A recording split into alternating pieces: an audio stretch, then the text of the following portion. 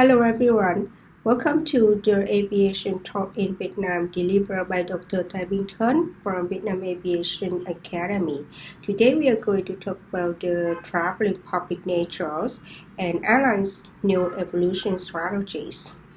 So you may know that the demographics are a core subject of discussion in the aviation industry, and airlines must distinguish themselves to a variety of different demographic segments. An airline must be perceived at least neutrally, if not perfectly, by different types of customers. For example, a 50 years old businessman and a 19 years old gap year millennial. So there are three key demographics elements which impact the airline industry: the disposable income, the age, and the lifestyle. The leading global traffic growth factors nowadays, particularly in Asia, is disposable income. So the Middle East class in Southeast Asia is growing relatively quickly, and thereby growing the availability of disposable income along with it. Here, disposable income is defined as money not relating directly to survival. So with greater disposable incomes and increased internet access, Asian people have begun traveling, even if not too far from their home locations. So this is having a positive effect on airline sales. It was previously estimated that the traveling public was comprised primarily of North Americans and Europeans because there were the vast majority of people since traveling the world. So these people also constitute almost the entire global middle class, and whereas the middle class in Asia was still extremely small in the decade of the 1990s. So, however, the estimates now indicate that by 2030, only 1/3 of the population that can travel will be made up of Europeans and North Americans, and 2/3 of the worldwide traveling public will come from developing countries. So the second demographic factors impact airline travel is age.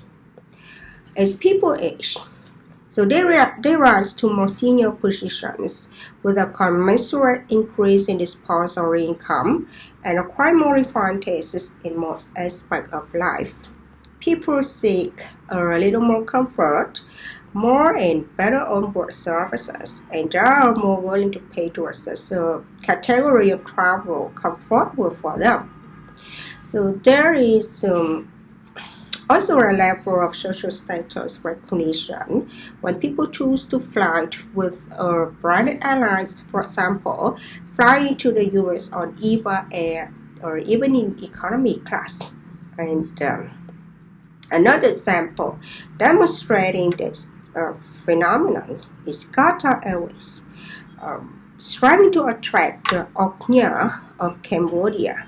So what does Oknya mean?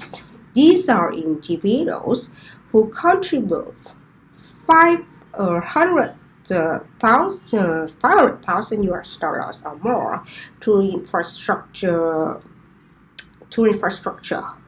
or development projects in order to be bestowed this honorific political title. Qatar Airways actually quoted them to fly with the airlines. However, Oknya customers were reluctant as this demographic group prefer Singapore Airlines to Europe or even to the US in order to display and confirm their social status by choosing to fly with British Airlines. At present, the Taiwan's EVA Air is highly considered and favored by passengers worldwide. The list of Singapore Airlines has varied in terms of service provision. As the young of today become the old tomorrow, the numbers of the elderly continue growing into the future, so airlines must adapt. Thus, there are those elderly able to travel with seeking greater onboard comfort, leading to the airlines providing increased services. And as a result, this element can become a favorable means for airlines to manage their differentiation. The third demographic factors to impact the airlines' lifestyle. When the U.S. carriers wish to appeal to millennial customers and compete with the low-cost carriers, they roll out basic economy fares. Millennial customers represent a generation born in the 1980s up to the mid-1990s. The internet, social media, smartphones, and applications and tablets, etc., are baseline technologies in their lives. And the millennial customer has serious concerns about global issues such as the climate change, human rights, organics, and GMO foods. They are swimming of new knowledge and sensitivity to the way they consume products and services.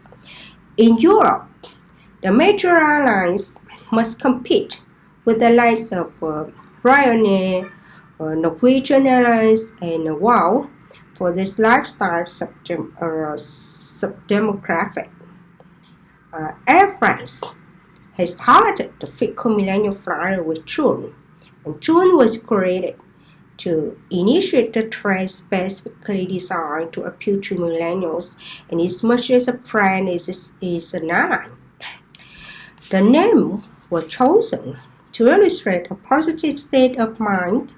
June is a fashion brand, a rooftop bar, an entertainment channel, or a personal assistant, and June is an airline as well. And moreover, June is slated to become an Air France priority in its offensive efforts to claw back market share. And some airlines believe they should devise products which appeal to particular demographic categories. Thus, June targets the millennials' lifestyle, which revolves around digital technology. June's in-flight entertainment gives customers access to in-flight entertainment that can stream to smartphones, tablets, and laptops. For the phones-obsessed millennial, all seats are equipped with USB ports to facilitate in-flight charging of electronic devices. What millennial customers want is a cheap fare, and services will strongly match their electronic needs, their values, and their ethics. So, in Thailand, Northcote Airlines is a similar case to June. In that it targets a very specific demographic age group. The airline aims to target young customers and create a desire for adventure to encourage the young to test and try new experiences. The airline encourages more Thai people to discover China with its cheeky and fun outbound services, while it transports Chinese visitors to Thailand and with inbound traffic. And in addition, the technologies chosen to be applied to websites and mobile applications in the airline industry also depend on demographics of the consumer markets. Young consumers, millennials, and regular travelers find websites and mobile applications an important avenue for purchasing air tickets. Mobile applications facilitate young consumers with information. However, older generations still prefer to engage with printed materials for their convenience compared to small mobile screen. Other consumers tend to rely on the airline's website rather than a mobile application. And this group believes the website provides more accurate and adequate information than the application. Consumers from numerous countries worldwide who prefer human interaction continue purchasing air tickets directly from agents or airlines boutiques. Another internet-based method of purchasing air tickets is through search engines, with many consumers relying on such websites or price comparisons and the opportunity to locate cheaper fares independently. So the quality of an airline's website is not a key driver for customers, and sufficient website features are not important for every airline, unless the airline wishes to make their website professional and interact more intimately with customers. Today, many small airlines offer only basic website functionalities of flight information and ticket sales, improving their websites by iteration rather than predetermined design. When customers purchase their tickets through channels other than the airline's website, such as a search engine, the airline's website becomes irrelevant. The customers will fly on the airlines they have chosen without interacting directly with the airlines until they begin the check-in procedures. The customers does not talk to their airline service agent or even need to go through the airline's websites. They book their seats through the search engine website without experiencing the quality of the airline's website. As a third party selling air tickets, or search engines may upload incorrect information or lack information about the prices, the ticket changes, the rebooking, or the cancellation. The above phenomena are reflected in a survey of 444 air travelers in Cambodia and Vietnam. So around 40% of them reserve their tickets through the airline's website, and 28% reserve through the ticketing travel agents, and 14% relies on other people to reserve their tickets, and 8% purchase their tickets at the ticketing office, and around 7% reserve their tickets through the search engine websites. And there is always a cohort of customers who are willing to endure an inconvenient online customer experience to obtain the cheaper ticket.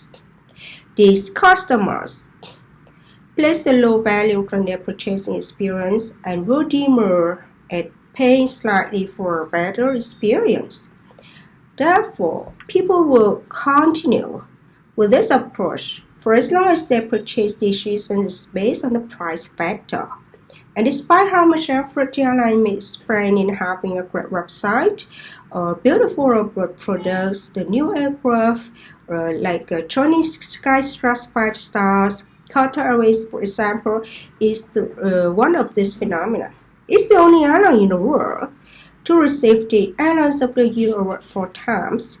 It possesses a modern fleet, including A350 and A380 models, and they install flash beds in the entire fleet and covers a broad network of 160 destinations globally. But customers still fly with competing airlines such as Emirates for the cheaper price. While this rejection of quality is in favor of price may seem ridiculous, price is the decisive factor driving customer behavior in the airline industry. So, every single customer is a different entity in terms of purchasing behavior. The big data is becoming a very important analytical tool which can be utilized to predict new trends. At present, big data has not yet reached a full scale of potential development in the airline industry. The airline's understanding of all customer preference can be expected to be achieved within the next 10 years. Airlines can employ dynamic pricing to offer their customers rebates or special offers once their system can recognize each customer's unique behavior each time of their ticket purchase. So, for example, passengers might purchase the extra luggage allowance for every booking. The smart airlines using big data will recognize this behavior and offer dynamic pricing. for the customer whenever they log into the airline system. This allows the airline's ancillary services to immediately facilitate their passengers' journey. The airline system can thus suggest the customers purchase extra luggage at the first step and offers rebates without requiring the customer to discreetly complete each step of the purchase process. So the use of big data is to understand our customers' preferences and deliver them to the most comfortable experience when traveling. Our passengers can receive an email wishing them a happy birthday, can be greeted on board via a digital display in economy class or tablets in the business class. Airlines can recognize regular passengers by their name, their status, favorite food or favorite movies, and the likes, all recorded in the system database. This information can be correlated with data from the in-flight commercial and IT departments. When a passenger boards the aircraft with an on-screen message, "Welcome on board, Mr. ECZ. We are suggesting a selection of movies for you." However, this scenario is currently not enacted in reality, since there are coordination constraints between those departments in terms of the time limitations, preparation of in-flight systems, employee practices, software acquisition needs, and financial requirements for implementing the processes. So the big data can also help in creating more work opportunities within the tourism sectors as a whole, not just for the aviation industry. For example, when someone travels, they will obviously need accommodation. Information from various industries can be used to supplement and enhance information from another industry. Many online travel agents that we call the OTAs, such as Agoda, Skyscanner, Klook, or Grab Car Rental, are able to share their big data with the airlines, enabling data combination analysis and cooperation on services provided to customers. Previously, customers have been required to contact separate agents or use discrete channels to purchase tickets, accommodation, and tour packages. Currently, it is increasingly simple for travelers to access information from several different service providers through the same platform or channel. Therefore, the travel industry as a whole grows through the cooperation of the various related industries: airlines, accommodation providers, tour operators, and car rental firms. However, big data is not only the most difficult resource for the airline industry, but also for the travel industry as a whole. As a result, some airlines attempt to maintain legacy systems due to their users' familiarity, and nevertheless, yet other airlines are thinking towards the future and now employ big data analysis to explore their customers' different preferences. For instance, airlines need to employ different models and strategies to approach different customer age and lifestyle demographics. To posit as an example, if Korean Air continue promoting its mobile application system to its primary customer demographic, the 50 to 70 years old age bracket, this group would switch to a different airlines because they are not familiar or comfortable with new technologies when compared to young passengers. Similarly, in the food service industry, some restaurants reduce labor costs through the use of automated systems to record orders. Long-term customers may no longer patronize them without the human element. Customers are not only searching for food, but for some human touch as well. Pressing the buttons by a machine, may lead the customers to reject that establishment because they did not feel familiar or comfortable with the emotionless machine. So currently, customers' data is collected on every operational activity and at every possible opportunities in the airline industry. However, few airlines have developed ideas aside from those obvious necessary on how to use this data in practice. Big data is a new term, and most airlines are not yet aware of its full potential or limitations. Is it truly possible to employ big data to predict new customer threats? However, this requires large investment in data analysis programming to filter relevant data into usable information. Data, on the one hand, brings benefits, but on the other, it also brings organizational problems. Overwhelming quantities of data being collected can overburden analysis processes and leading to confusion in the processing of data, which in turn can hamper the preservation of vital information and the rejection of the less useful information. So in the 21st century, daily processes are more systemized, and use of mobiles and digital technologies is more pervasive among the younger generations. This trend will continue to crystallize in the near future. However, in relation to mobile technology usage, airlines will find themselves in a more difficult situation than the banks are currently facing. So airlines managers have no choice but to create separate strategies and approaches for different marketing plans. And these strategies will all depend on the target consumer demographic and how people are using technology. A good example is the AirAsia. This airline strategy is to turn its website into an online travel marketplace, providing a full range of services from selling air tickets and car rental to room reservations. This airline's website has helped the airline sell travel services better than other airlines or online travel agencies. So AirAsia is recognized as being part of a digital travel industry that has profited from available data to understand the customers and their consumption habits, and thereby predict purchasing behaviors.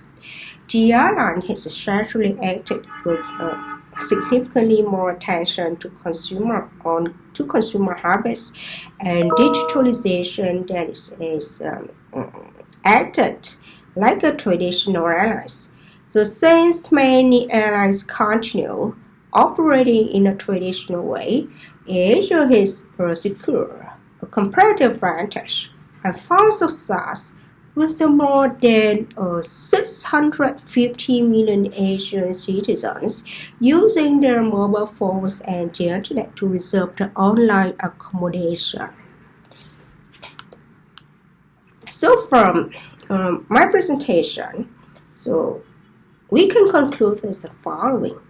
The customer demographics directly impact the airlines as the traveling public diversifies in nature. However, airlines are able to create new generations of travelers and drive the traveling public to follow the airline's new evolution strategies. So this is the end of our presentation about the demographic and the evolution of the airline strategy. And we hope that you enjoyed our research analysis. I hope to see you in the next talk. Goodbye and see you.